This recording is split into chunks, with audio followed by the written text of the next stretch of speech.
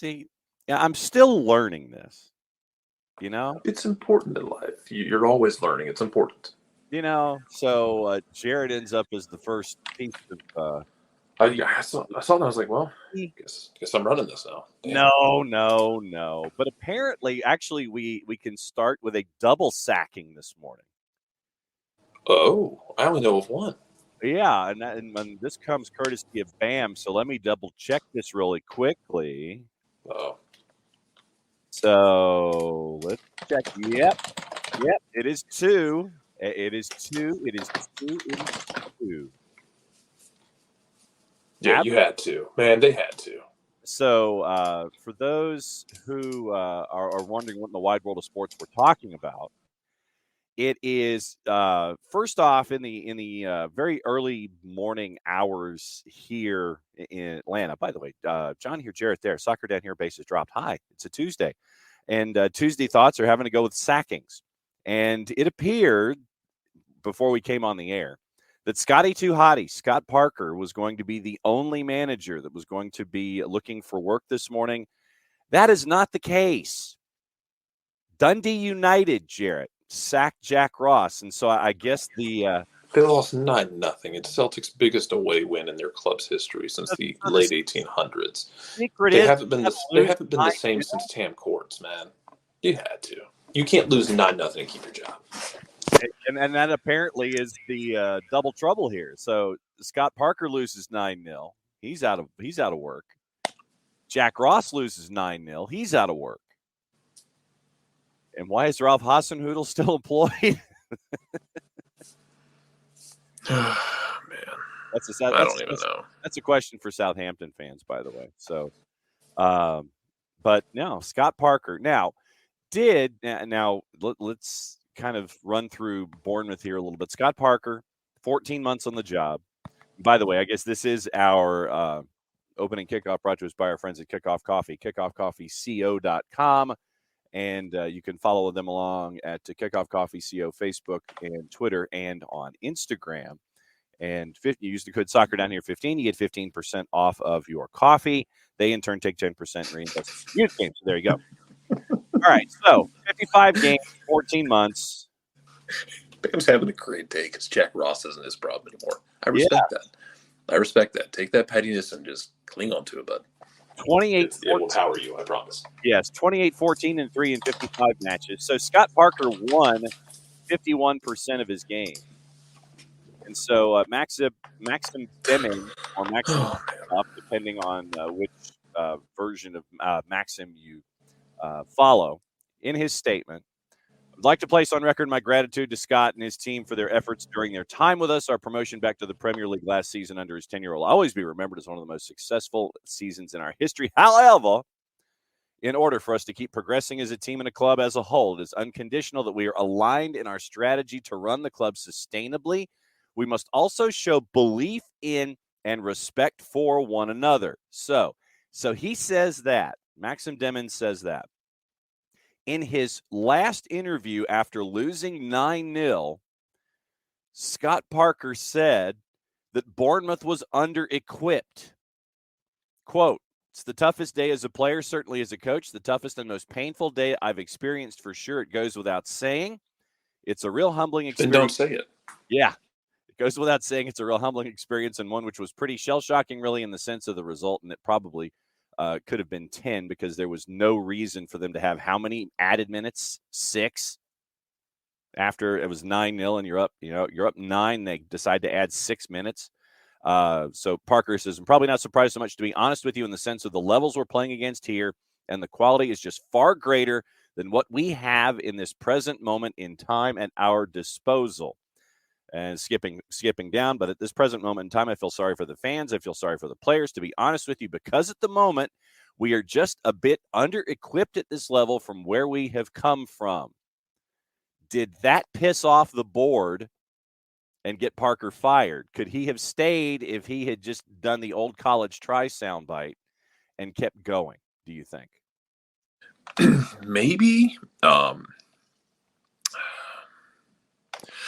Because here's the thing about it. Like, you are probably under-equipped compared to Liverpool. Mm-hmm. Yeah, I'm not going to argue that. But Liverpool, other teams are under-equipped and aren't losing 9-0 to Liverpool, and then coming out and saying, well, we're under-equipped. That's why it happened. Like, no, you had a really bad day. I've discussed this before. This theory of blowouts and great comebacks require two things. Blowouts and legendary comebacks both require two teams working like magnets, one positive, one negative. Their poles have to line up just right. So you need one team that is absolutely on it that day and the other team having the worst day possible. Run into this every now and then when you get MLS games where you get like the 7-0 games. Yep. You get this 9-0 games, obviously. So you need polar opposites lining up like magnets. You need somebody going forward at 100 miles an hour and someone going backwards at 100 miles an hour. And they got to sync up just right to get these kind of games. You can go into – it's okay to go into the press box and be like, hey, we lost 9-0. They're better than us, but we can be better than that. And that was disappointing, but that won't define our season. I mean, you beat Aston Villa in week 1, and everybody was like, hey, Bournemouth. You don't have to, like – come out and like fire shots across the board or fire shots across your recruiting team if you think the people you recruited aren't good enough. Like it's not a success for survival. Like not a recipe for survival, I should say. First match out of the blocks, you beat Aston Villa, and then from there you haven't scored. 4-0 to Manchester City, 3-0 to Arsenal, 9-0 to Liverpool. Last time I checked, those are three of the teams that are expected to be chasing after European positions in the Premier League this year. But once you handle your business for the folks around you, and honestly, I could be just incredibly naive, but I think that there are teams that are either just as bad, if not worse than Bournemouth right now in the Premier League. Maybe so. But those teams did not take a Molotov cocktail and throw it at their front office after getting beat. Or at their recruiting team, which might include coaches on his staff. Yeah. Man. 9-0. No one ever wants to lose 9-0. It's a really good way to get fired. What's a really effective way to make sure you get fired is to use your press conference to, fire shots across the bow at your staff. Yeah. And at the people who employ you. And so Scott Parker admitted that they were under-equipped. And now Scott Parker is underemployed. So, and Bam's right. Like your goal in the Premier League, your first year back up, is to stay up, not go straight back down. And if that means, hey, we're going to go get our skulls beat in by some of these superpower teams that are some of the biggest spenders on the planet. Yep. But we're able to be competitive with teams at the bottom half of the table, and kind of you want to like stay out of that bottom 5 or 6 where you're not having to look at the calendar. If you can stay out of that, that's success, and then build off that. Teams Scott below Parker just won't be around it for no. Scott. Teams below Bournemouth right now. Everton. Sorry to both Miracle and DJ, but right now Everton, after 4 matches, has 2 draws. They've drawn their last 2 after losing their first 2. Mm-hmm. Wolves, which to me is a bit of a surprise, same deal. They've drawn 2 of 4, and they are alternating. So I guess next time out they're going to lose. Lost, draw. And then Leicester, which is in a world of hurt, and they only have, sorry, Knicks, they only have the 1 draw. And then in the 3 matches subsequent. Not sorry, Brendan. 4-2 loss to Arsenal, 2-1 loss to Southampton, of all things, and then a 2-1 loss to Chelsea. So that's what's worse than Bournemouth right now. But the key is just sometimes, I guess, to keep your mouth shut. Yeah, the key is to keep your head down and just keep moving along. It can't all be Brighton sitting up there with 10 points, 4th spot. Yeah. What the hell is going on? You outlasted Brendan. Brendan Rodgers outlasted you, and Brendan Rodgers has gone draw, loss. Yeah. Well, draw, loss. Yeah.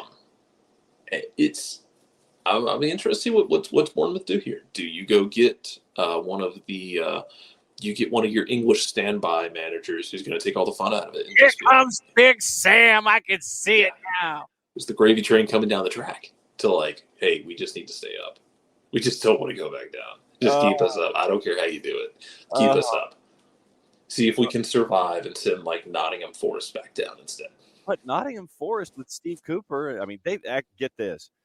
if the deals that they're working on come through for Nottingham Forest, they will have made 20 transactions, 20 in their first year leading into the Premier League, and they still don't have a kit sponsor. Yeah. But how do you get into the Premier League without a kit sponsor? You're going to be a Premier League team. There's got to be somebody on this planet that will sponsor you because you are in the Premier League. Well, I think there was, and I'm checking that really quickly. Just it's from our friends at the Athletic, and I want to get the logistics on this right. And this is from Paul Taylor and Joey Durso, and a lot of folks they made the point to have folks remember the time of Fawaz refrigeration and air conditioning for Nottingham Forest, but Boxed BOXT had wanted to continue being the sponsor, but Nottingham Forest was like, not so much. And so they moved on to Everton. And so, Everton now has Boxed. And so you have Forest trying to, it says the club remain relaxed about the sponsorship situation as they continue talks with interested parties. But in the meantime, good chance, and it has, that, and it's just unique, apparently. Sheffield Wednesday started the 92-93 season without a shirt sponsor, while Wimbledon went the whole season without one. Highly unusual to modern viewers. Simon Chadwick points out sports shirt sponsors relatively new back then. The money involved was far less. And so they just seem to be chilling with the idea of not having one right now. And they're confident that they can. And if you want to go old school and do that, that's fine. It's just a lot of money you're leaving on the table, I guess, is where I sit with it. That's my personal view of it, is that's a lot of money you were leaving on the table. And, pride and honor be what they are. But the Premier League is an arms race. This is World War I. And you cannot be the French thinking that this is still going to be the Napoleonic Wars, where war is still this romantic thing where people line up across from each other and, march together. Mm-hmm. Whereas in World War I, then they started bringing out trenches and chemical warfare and machine gun nests. Like, you can't walk into this with these romantic ideas of we're going to do this. We don't need a sponsor. We'll bring in money. We'll do this. We'll get the money from Premier League, and we're just going to do it our way. Like, man, it's an arms race. That's a real good way to get sent back down. Yeah. You don't have to love the fact that it's an arms race, but it's an arms race. Yep.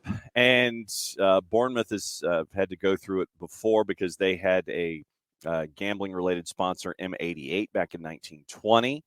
And that was pulled off. You remember Norwich had the short-lived gambling sponsor BK8 last year before it was, and this is from the article, before it emerged that the company promoted gambling in an unsavory fashion, facing allegations of using women as, quote, glorified sexual objects in their adverts. And then they also mentioned Norwich, after disposing of BK8, brought Lotus back to the front of their jerseys, but apparently it cost Norwich as much as £3 million in revenue because it took a while for Lotus to end up back on the front of the jersey, but it did preserve the reputation of Norwich as being a family club. So a lot of it is looking like it's public image right now when it comes to Nottingham Forest not having a sponsor up front when it comes to their particular jersey.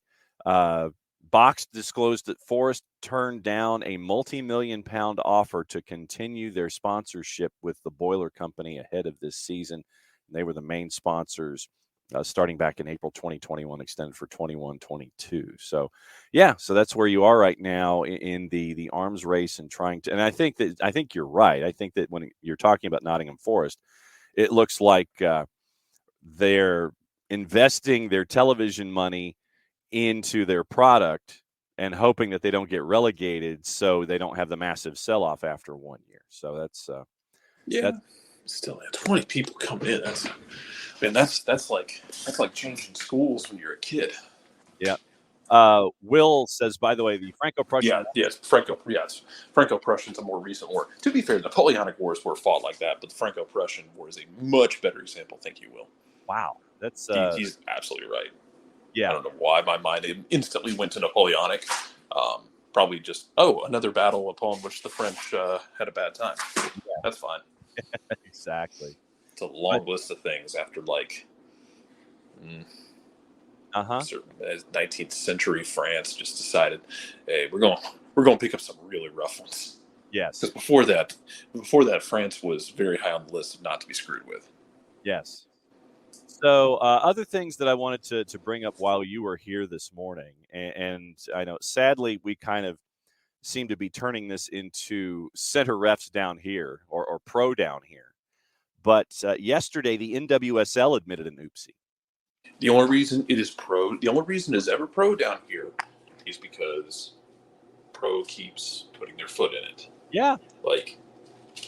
People can get mad about, I was like, everyone keeps talking about, this, that, and the other. Keep talking about pro. Pro keeps screwing up in high-profile ways. And then in situations like this, and I'm glad they did it, in situations like this where they have to issue a public apology. Mm-hmm. I said the same thing I said about Dickerson. I hope they get better, because as much as we complain about things, as inexcusable as some of the mistakes are, they have to get better. So I hope they do. I hope they learn from these mistakes. Also, for God's sakes, putting goal line technology, it's one of those things where, look, doing offside is tricky. Do you want to do the eagle eye system where, somebody's nose hair is going to keep them on or off? Do you want to do things with other forms of VAR for looking at calls? That's fine. But goal, no goal is such a black and white thing that goal line technology takes out of your hands. You don't have to worry about it. Mm-hmm. So why not just use it? It's an actual fix that works, and you don't have to worry about it. So just put it in. Put it in as many places as you can. Yep. Here's the play, by the way, courtesy of our friends at CBS Sports, the NWSL, and Paramount Plus, and this comes from the action with Gotham FC and Angel City FC. So let's see if my playing of technology actually functions here. Blue ball finds Purse in stride. Purse taps it on Amanu. Tucks it back post.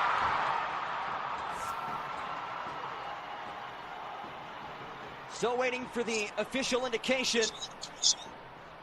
Lots of confusion right here. Anamanu thought for sure that was in. We'll take a look at it. It's such a nice ball. You can see Purse and Anamanu making that same run. Anamanu realizes it, but here's the shot from Anamanu. Lofting up. Does it cross the line? It sure does. That ball. All right, so there's the play in question. Did that actually work, Jared? Did you hear that? I heard it. I just didn't see it.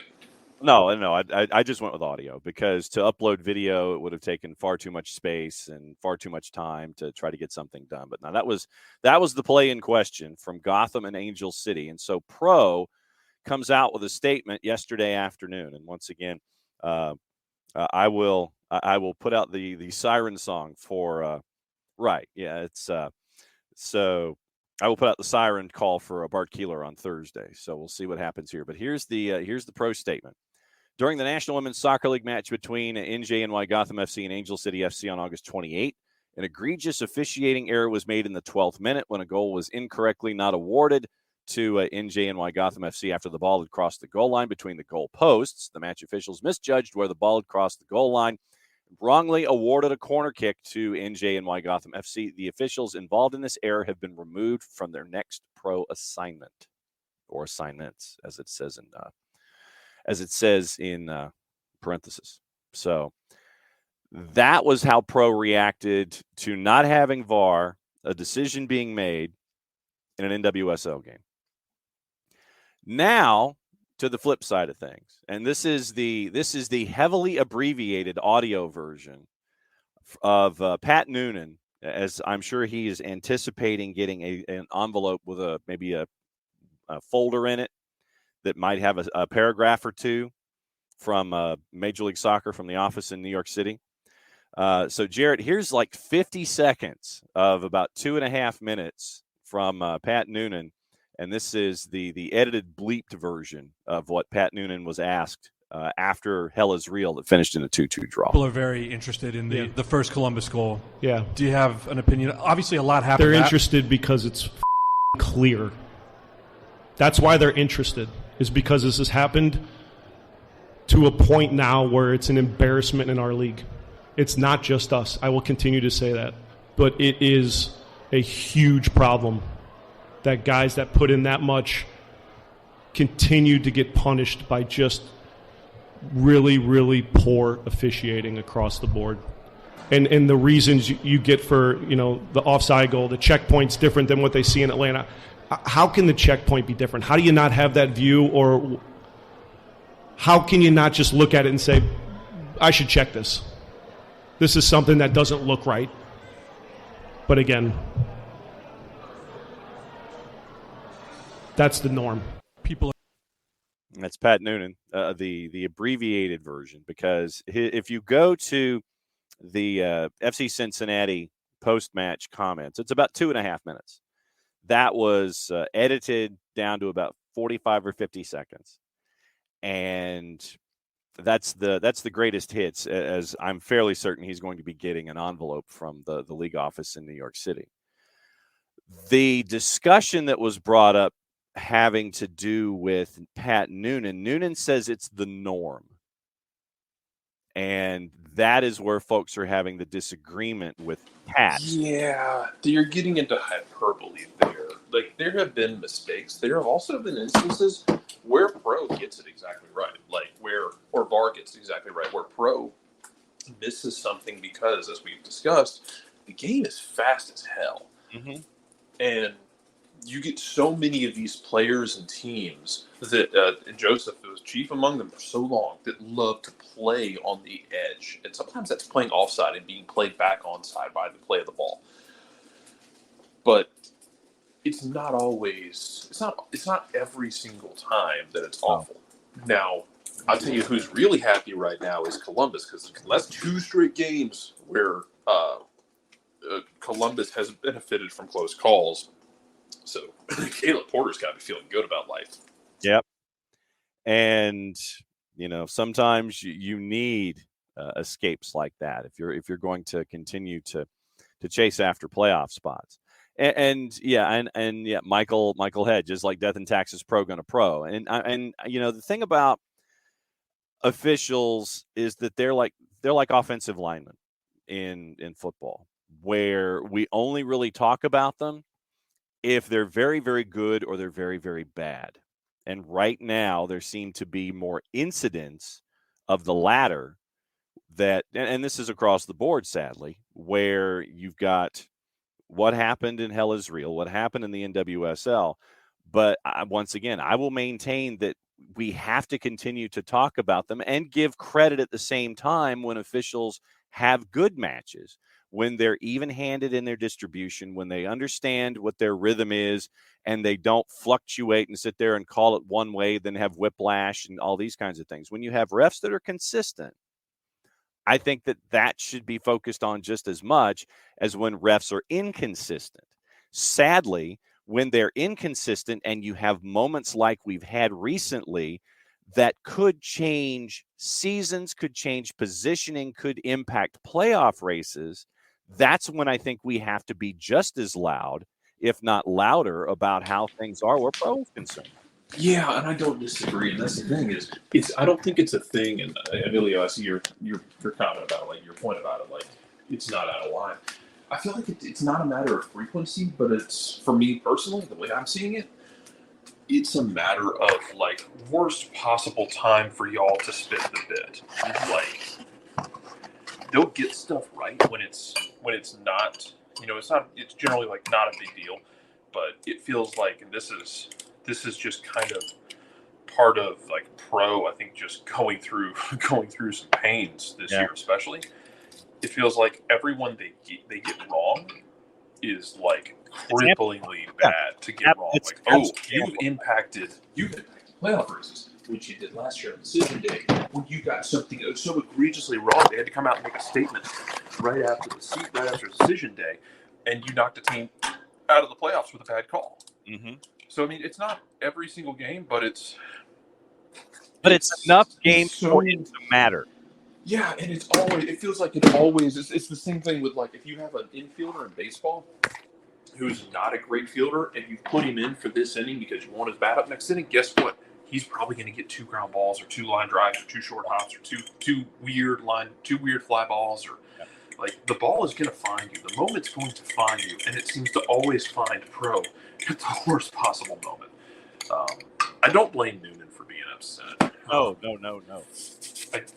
You had Atlanta fans, salty about what happened in Columbus last week with the foul call, and then whether or not that was a handball, and then it's kind of all over the place. You okay? Yeah. But you got calls like all over the place there. Then you get like the one where they Pro put out the explanation for the Atlanta Red Bulls call, which was the second goal in the Red Bulls game, where the explanation was we spliced together and combined all the videos together, and then we were able to judge that. Is that clear and obvious? If you're having to, that is the question, and I'm asking.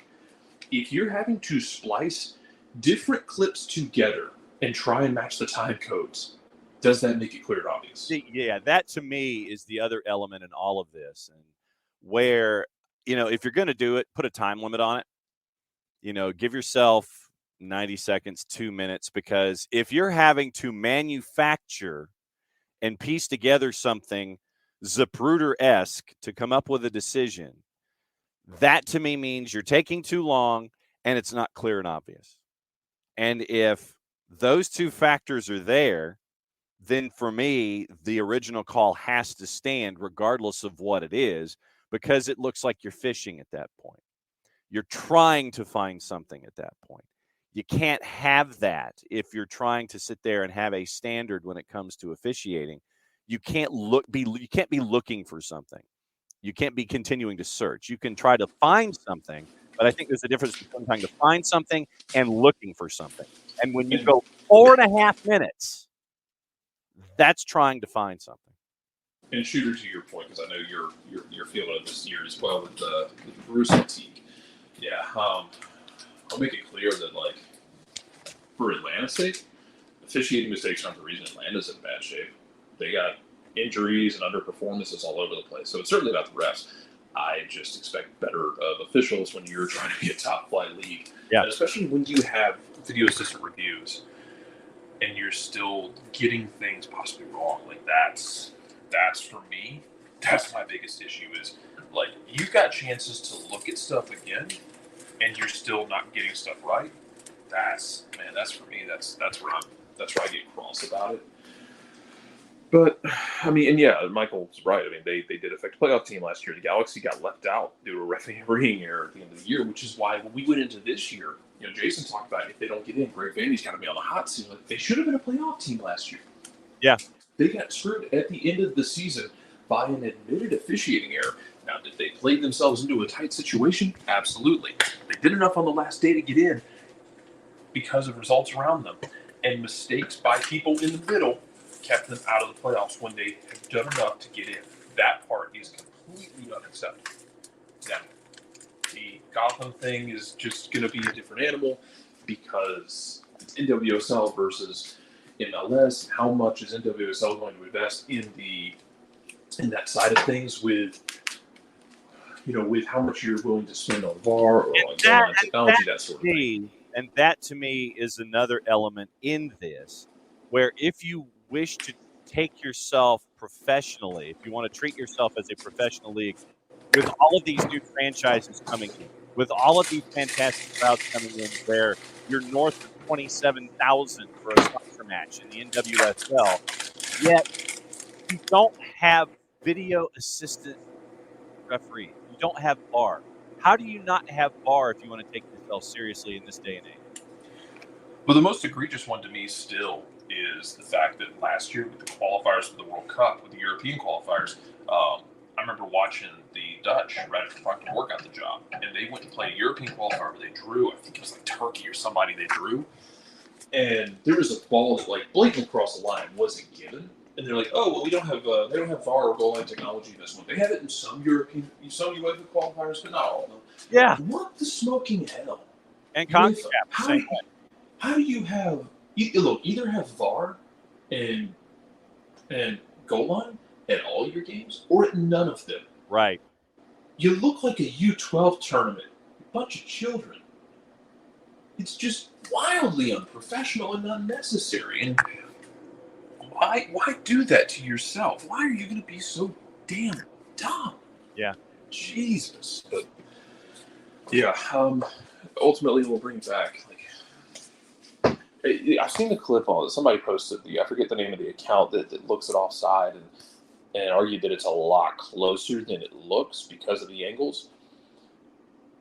And I don't know how he factors in the angles and does. I'm sure he has a formula for it, and I don't know it, so I can't say if it's if there's anything wrong with it. But it's also this idea that and I've heard people talk about this with offside before, it's close, so we should get the benefit. If you want it to be that way, that's cool. It's supposed to be a black and white thing, so which is why you had the eagle eye system of is he on or off, because this is black and white. You change the rules like we've talked about in other leagues where it's instead of being completely onside, are you onside if even one part of your body is still in line with the defender versus all of your body being behind the defender or on level with the defender? Do you modify that side of it?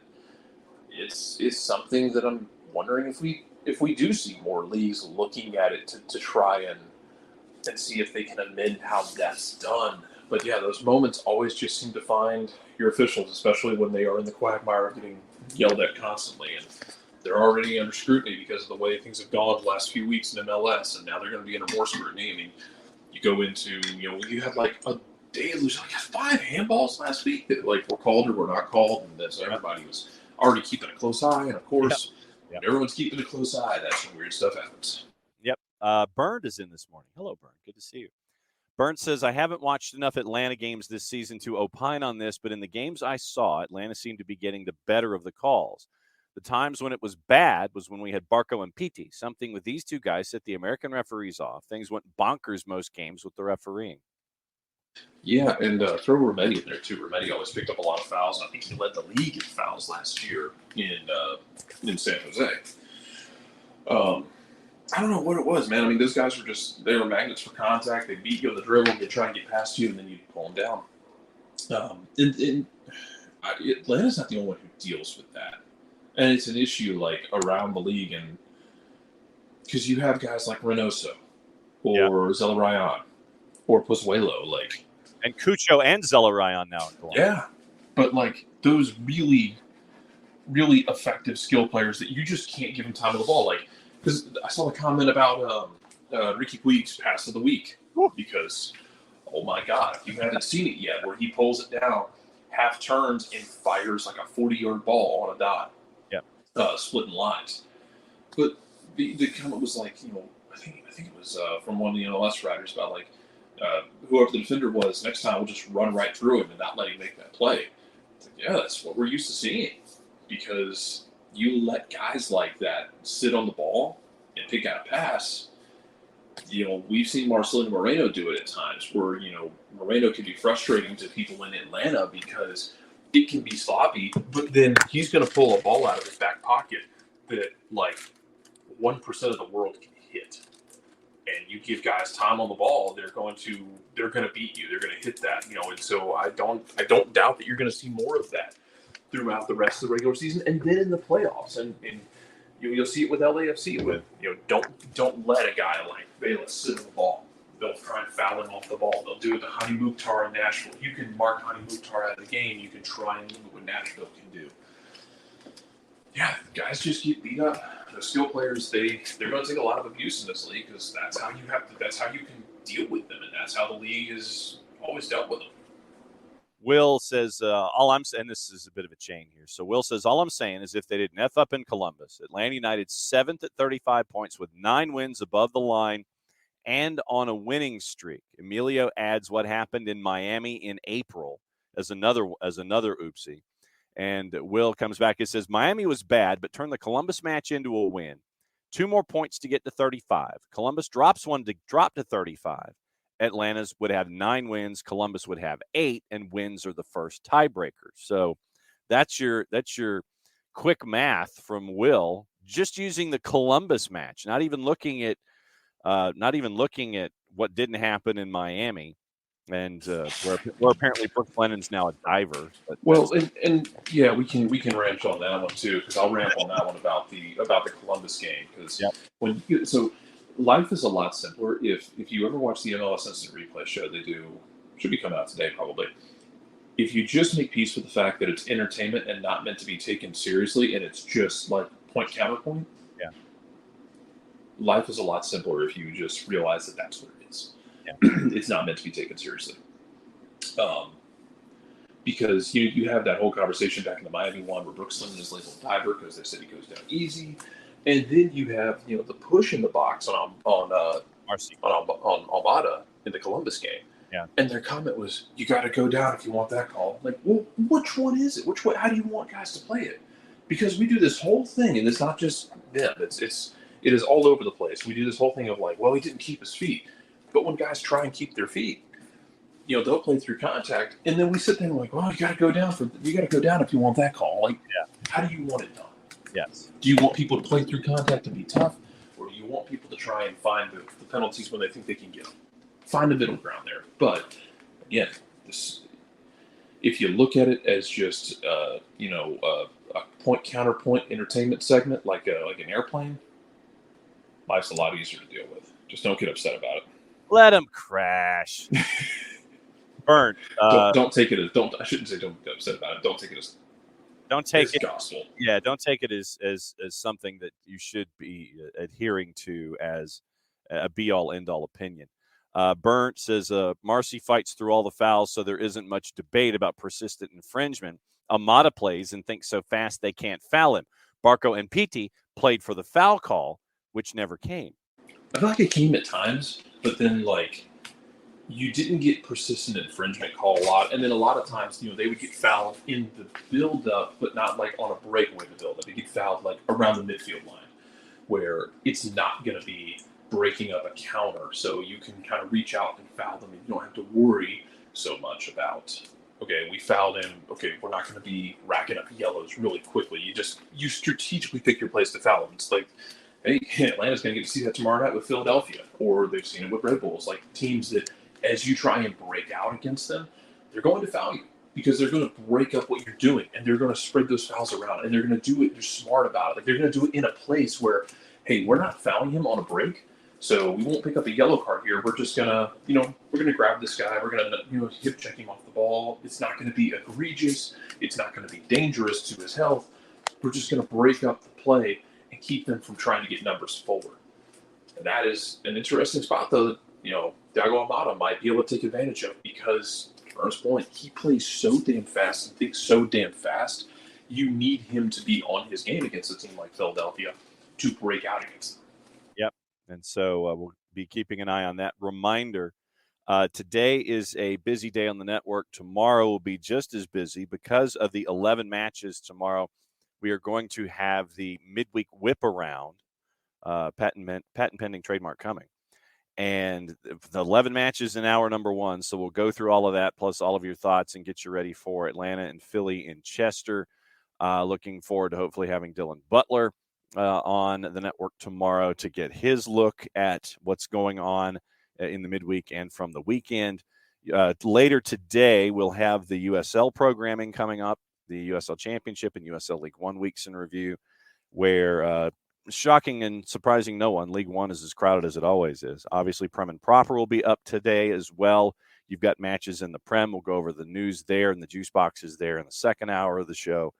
And Al the Rage with Mateen Rod. So that's going to be up on the network also later today. And Mateen takes you through everything going on up at Kennesaw State athletically. And so we'll post it on both platforms. We'll post it on SDH, and we'll post it over to OSG Sports. So follow along on your favorite podcatchers. Very, very busy day today. Busy day tomorrow in the morning. So there's a lot of stuff to break down.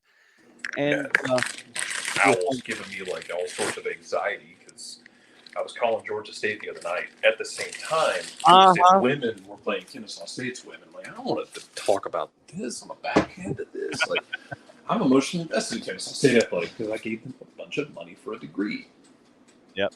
Will says, by the time you get to the borderline call that was most probably correct, the Mosqueda offside, he was so done and already in his tinfoil hat that he was not really interested and felt like he was owed one.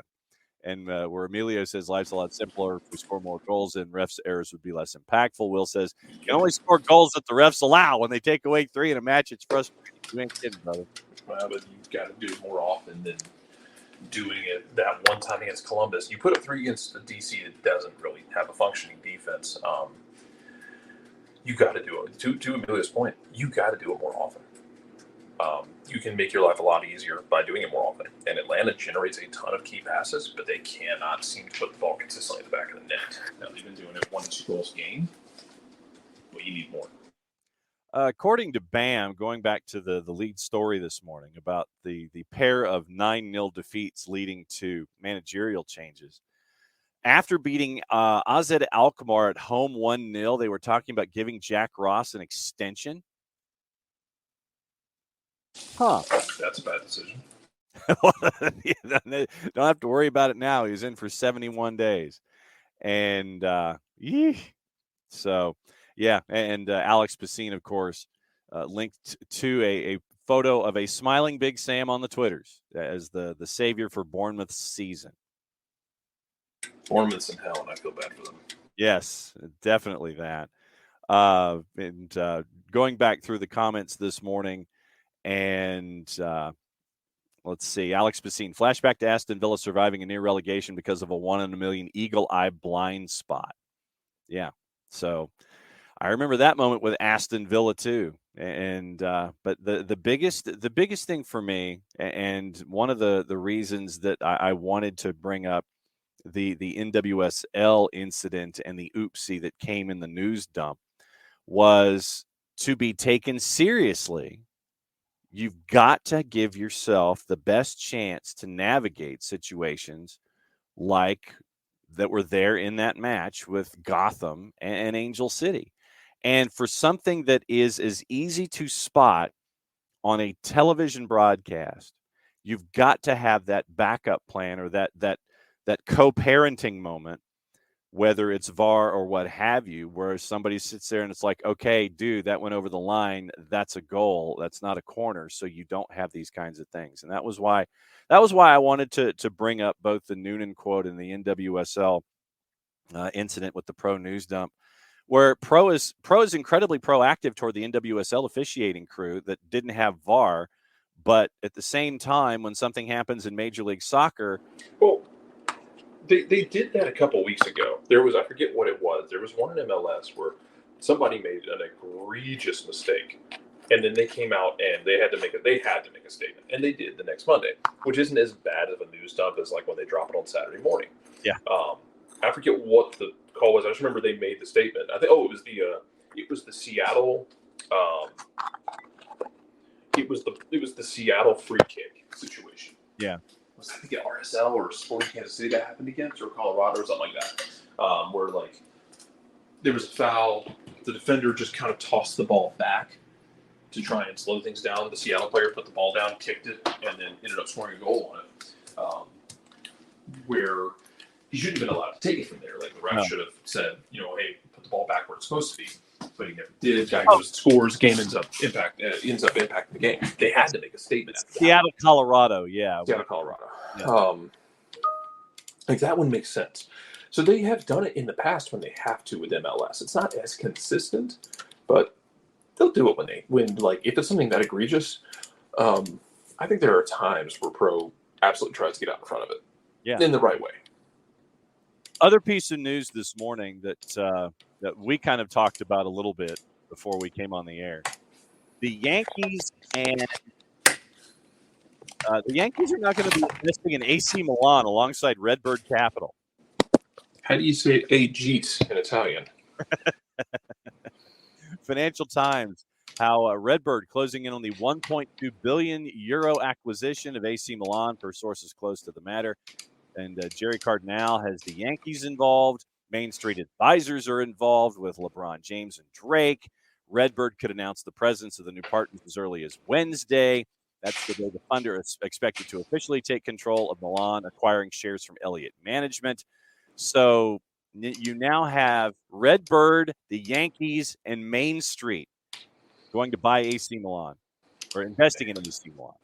Just trying to pull Nick back in. Nick got out of baseball so hard during the lockout this last offseason. I think he was like, I'm done. Also, the Yankees were kind of up and down, so it was easy for Nick to get out, and now they're just going to pull him right back in.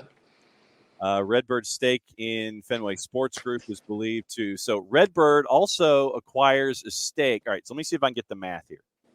Redbird agreed to a deal worth 1.2 billion euro, a billion pounds, from Milan in June, taking them over from Elliott Advisors. Elliott's providing Redbird with a vendor loan, which doesn't sound good, and is expected to have 2 seats on the board. Redbird also acquired a stake in Fenway Sports, which bought Liverpool in 2010, owns the Red Sox. Redbird's stake in FSG believed to be around 10%. The group's acquisition of Milan, therefore, is different in that Redbird will become active controlling investors, as is the case in Ligue 1. Milan have started the season winning 2 and drawing 1. They travel to Sassuolo for their next game today. So if you can follow along with all of that math and economics, there's a lot of money being tossed around. Color me surprised. Okay, so Will says the Yankees are involved with NYC, FC, and City Football Group. Is this the first signal of Milan joining? Ooh, interesting. That's an interesting play, Will. I'm glad you brought that up. Okay, so cross-pollination thought from Will. Since the Yankees are involved with NYC and City Football Group, is this the first signal of Milan joining City Football Group and Sky Blue playing at the San Siro? What if everything was just Manchester City? So Manchester City is like the top of every pyramid? Man, God, is Pep going to go? Like, Pep's going to end up with like AC Milan as a consultant one day, isn't he? Not managing, but like they're going to be like, hey, man, you want to come to Milan for like 6 months and consult for us? Man, that's gonna be so dumb. Oh, God, no, I don't think it's what's gonna happen ultimately. No. But look, I'm still waiting for Pep to end up in MLS, like coaching NYC. No question. Pep is. They got to be. You owe him one after taking Ronnie Diallo away from him. Ronnie Diallo won MLS Cup and was doing really well this year. Then he left, and now he's doing okay. I think I haven't checked him consistently over in Europe, but I know New York City lost that breakup. Yes. Oh, and Will is speaking of salty. Refs allowing free kicks too early. He's still a little salty about the Orlando don't draw because of that one. I haven't seen it, so I can't speak on it. No. That was the Atlanta incident where Rocco is setting up the wall. That one. I thought there was something of this last weekend. No. Like something happened with Orlando and NYC. Sorry. No, that one's still weird, but just because it feels like the problem with communication so often is the illusion that it occurs. So, yeah. Oh well. Yeah. Yes, Will is just trying to summon Nick by disturbing the force. Yeah. If you want to do that, just send in more pictures of weird pizzas. Yes. That's the job just fine, man. Exactly. But, free kicks too early. Be salty about that. And get ready for, like, a really weird MLS midweek. Yes. So we'll get into that tomorrow, and I believe it's time for you to you turn into a pumpkin, right? I do turn into a pumpkin, yes. All right, so that's it for Jarrett on a Tuesday. Jarrett will be back with the midweek whip-around patent pending trademark coming with you this time tomorrow. Sounds good. All right, Jarrett Smith, at Jarrett_Smith on the Twitter. So it's you and me for the rest of the show. Go over all the news and all the viewing and all the everything that is going on here. And everybody, thanks for hanging out with us here on a Tuesday, where we start with sacking, we go into pro, and now we're going to go into a promo. Speaking of which, time to check out our friends at Eliminize Service for odor-free, clean, fresh air. It's one place you need to go. It's our friends at Eliminize. They deodorize enclosed spaces like houses, apartments, and condos. Eliminize has created a customized solution that eliminizes all organic odors, including those like pet, cigarettes, and food. Use Eliminize to eliminate bad odors to help them sell or rent their homes that much faster. And it's a turnkey process, makes it easy to work with said realtors and property managers. Kind to the environment. We like that these days, offering a green way to get rid of odors without any kind of toxic residue whatsoever. Different than Febreze or our favorite masking agents that we have either in the cabinet or under the sink, because when you reach under the sink or into the cabinet, you spray it in the air. That's why they call it a masking agent, because that's all you're doing. You're just masking the odor. You're not attacking the issue all the way down to the molecule with their proven scientific formula that our friends at Eliminize have. It is pricing very, very easy, one of two ways, cubic feet or parts per million, to come up with a price that's affordable for you.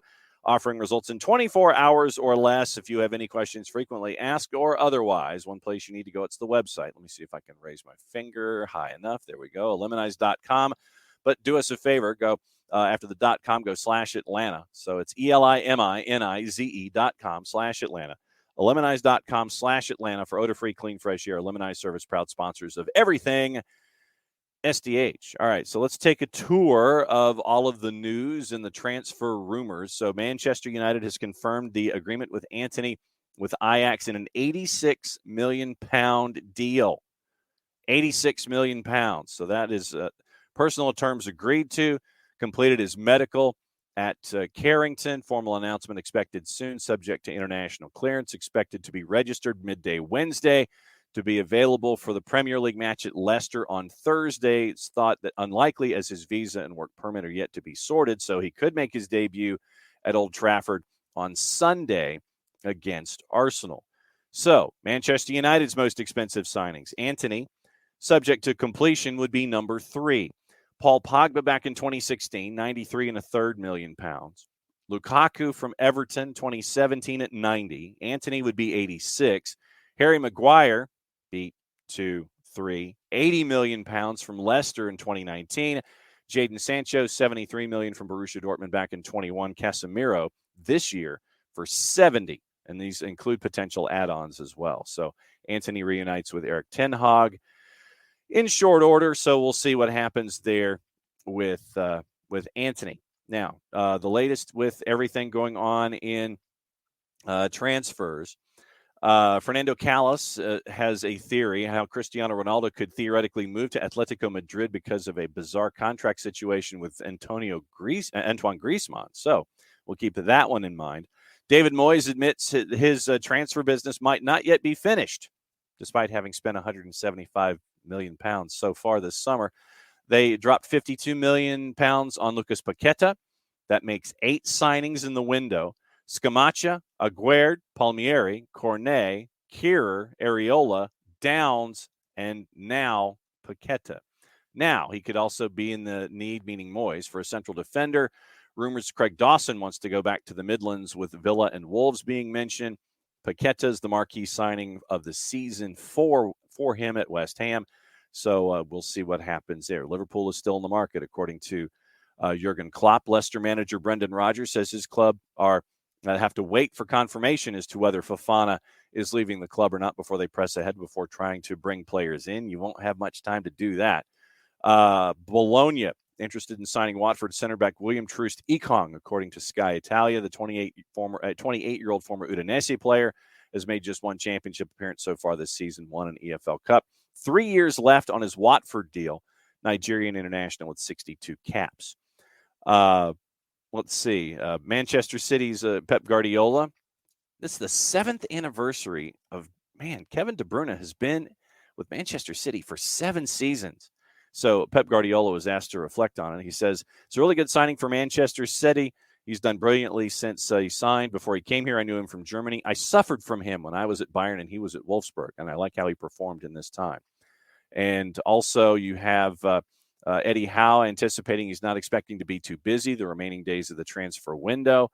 You've got Rangers announcing Mateusz Zukowski has joined Lech Poznan on loan until the end of the season. The 20-year-old joined Rangers back in January, featured in the Scottish Cup win.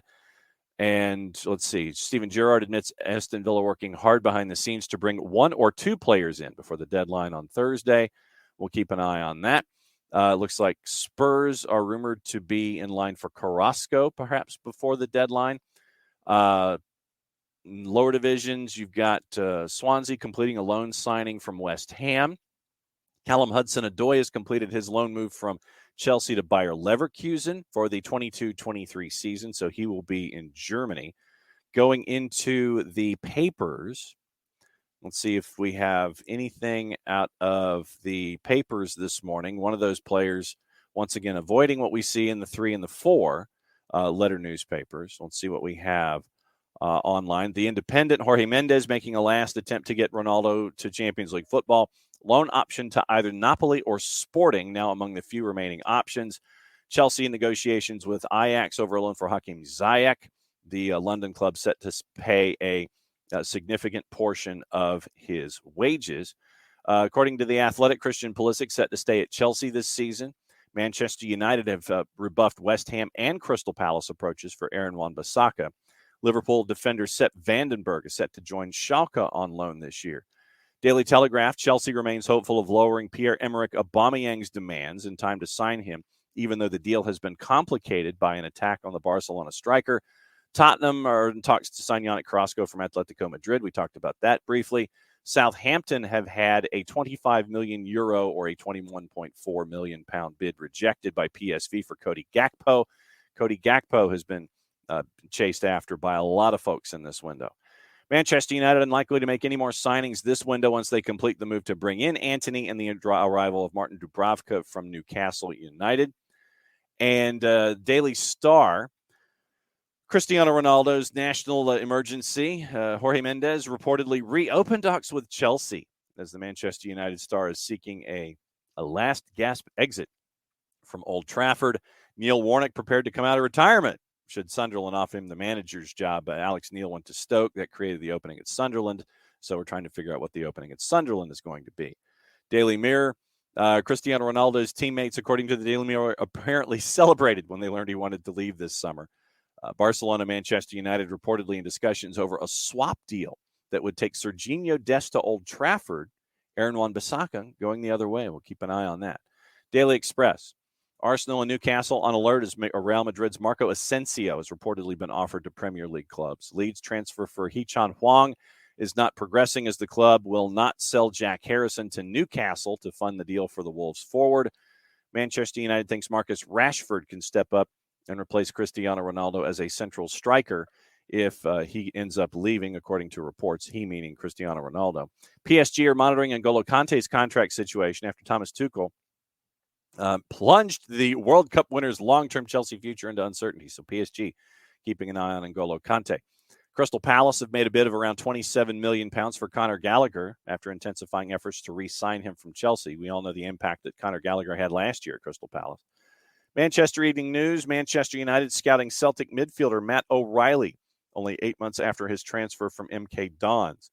And then a couple of other elements in Scotland. Heart striker Liam Boyce fears his season could be over after a scan on his damaged knee. Celtic have moved to reignite their interest in St. Mirren's Dylan Reid, and Morelos has been offered to Fenerbahce by his agent, according to a report. So that is what you're looking at through the papers this morning, and obviously we'll keep an eye on everything going on in the newspapers and all of the elements that are going on this morning. Let's take a look at your viewing habits for today, what you could be watching, and we'll go and see where you can watch them first and foremost. Once again, remember, everything going on in South America or overseas that you can't find in a traditional place, go to Fanati's, because Jason got me hooked on Fanati's, fntz.co/soccer down here, then get you signed up for our friends at Fanati's. Very, very cool stuff as that you can see across the board there at Fanati's. So here's your viewing for today. Starting with Copa Libertadores at BN, Atletico Paranaense and Palmeiras. That's at 8:30. USA has Premier League at 3. The other matches that are available that we'll talk about in just a little bit, those are all on Peacock starting at 2:30. BN Sports in Espanol has Atletico and Palmeiras as well. Universo has Leeds and Everton. That one is at 3 o'clock. Watford and Middlesbrough in the championship. That one is at 3 o'clock. That's an interesting one for teams that are chasing after promotion. German Cup at 2:30 involving RB Leipzig, and college action starting at 7 o'clock as well. You've also got Paramount Plus starts your Serie A with 3 games. Sassuolo Milan at 12:30, Inter and Cremonese at 2:45, Roma and Monza is at 2:45. They've also got Scottish League Cup with Rangers and QOTS, Queen of the South. That's at 2:45. Premier League games at 2:30 and 2:45. Crystal Palace, Brentford, Fulham, Brighton, and Southampton and Chelsea. So it's Peacock, Paramount Plus, ESPN Plus, BN, Universo, and USA Network. So that's where you get to watch all of your stuff today. So looking at juice boxes for all of the activity going on and who is ready to play. You've got action in North Africa. You've got Poland. You've got a lot of cup play today across the board in Europe and in Eastern Europe. And that carries us in through, let's see, Russia Cup. That's at noon. You could probably find that on some provider someplace if you were so inclined. Premier League in North Africa. Premier League in other countries in Eastern Europe. Carries us through to the EFL Trophy, and which is this is the Johnston's Paint one, and that's the one with the second teams and the U21s going up against each other. A lot of that action is at 2:00 today, so for those that are so inclined, you can watch that one. 2:00 and 2:30. Premier League Fulham and Brighton, that's at 2:30. Fulham is a plus 229. Your draw is a plus 234, and Brighton is a plus 133. Crystal Palace at 2:30 is a plus 108 at home. Your draw is a plus 244, and Brentford is a plus 276. Also in the championship, you've got 6 games starting at 2:45. We mentioned the one match at 3. So it's Birmingham-Norwich. Norwich is a favorite on the road at Birmingham. Burnley-Millwall. Burnley's a favorite at home. QPR, big favorite at home against Hull. West Brom is a favorite on the road at Wigan. Sheffield United is a big favorite at home against Reading. Cardiff and Luton is aiming for the draw. Cardiff is a slight home favorite at a plus 162. EFL Trophy continue. That kicks at 2:45.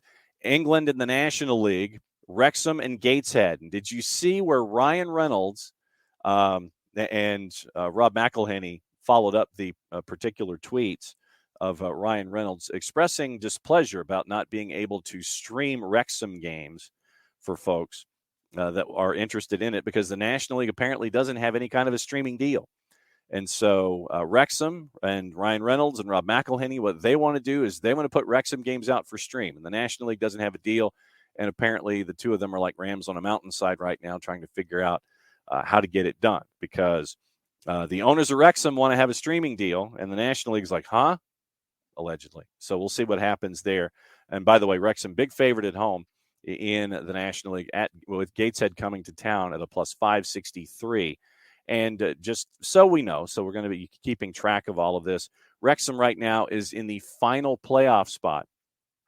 Not that it necessarily matters right now, considering that the season is an absolute sprint of 46 games, and Wrexham has 41 more to play. But if they get a result today, they could be as high as 3rd in the table, possibly 2nd on the number of goals scored, with a record of 4-1-1 if they get the win today against Gateshead, who hasn't won so far this season, and they've lost their last 2. So if Wrexham puts up a number, they could possibly be as high as 2nd in the table as they're chasing promotion out of the National League and into the other parts of the pyramid when it comes to League Two and such. So we'll keep an eye on the streaming or lack of streaming situation when it comes to everything there with Wrexham. So obviously, but by the way, has anybody seen the miniseries? I want to know what you think. So I want to know what folks think about the miniseries with Wrexham. So that's because I'm probably going to end up watching it, but I want some scouting reports before we go.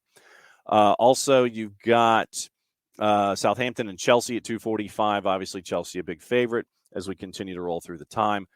Chelsea is a minus 152 heading to Southampton. Southampton's north of plus 400 right now. Serie A at 2:45. We mentioned the matches on Paramount Plus. Inter, huge favorite at home. No surprise. Minus 667. Cremonese north of plus 1,700 in the composite, courtesy of our friends at Odds Portal. And Roma and Monza Monza is almost a plus 900 on the road at AS Roma. Roma's a minus 333. You've got League Cup in Scotland. Aberdeen is playing Annan, big favorite. Aberdeen as they go on the road. Partick Thistle and Arbroath. We mentioned Rangers, Queen of the South on Paramount Plus, Dundee FC and Falkirk. Activity in the championship with Watford and Middlesbrough. Watford's a plus 152. Middlesbrough is basically a plus 200 on the road. You've got Leeds and Everton. Leeds, a home favorite at Elland Road, a plus 112 heading into that one. Everton is a plus 250 heading to Leeds. Liga Portugal's going on at 3:15. You've got Premier League in North Africa with Egypt at 3:30. Serie B, Primera B, Liga de Expansión at 6:05. You have Serie B in a couple of other countries in South America. Then you have Brazil Serie B, Chile Serie B, Copa Libertadores tonight, the one game, Atlético Paranaense and Palmeiras.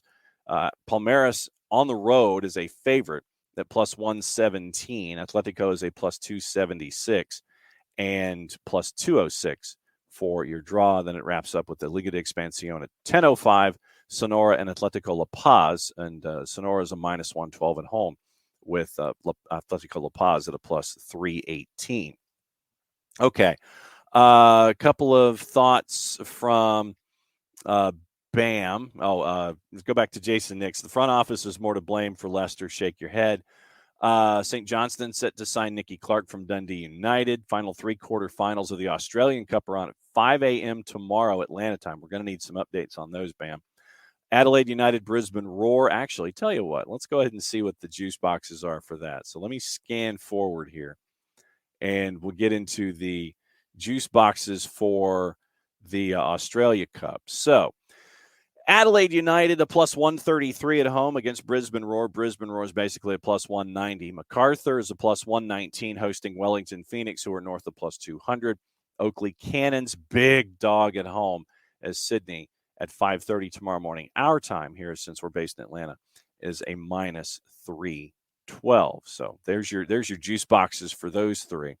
And so BAM has seen the first 2 episodes. Michael Head has seen Welcome to Wrexham. So far, so good. Nothing earth-shattering worth a watch. Okay, now that I've got my scouting report, it is confirming what I thought, that we probably should be keeping an eye on it and seeing what's going on with Welcome to Wrexham. So once again, reminders about programming today, and I'll show you my board just to kind of give you an idea as to how everything lays out during the week. There's the version. This is one of the 4 versions right there. It's like all the programming and everything that's got to go this week. That'll get more messy as the week goes along.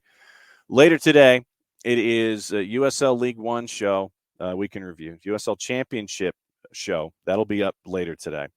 The Prem and Proper leading you into the action at 2:30, 2:45, and 3. Obviously, the Scott Parker news will be the lead story for Prem and Proper this week. Contributor Niall is headed back to school.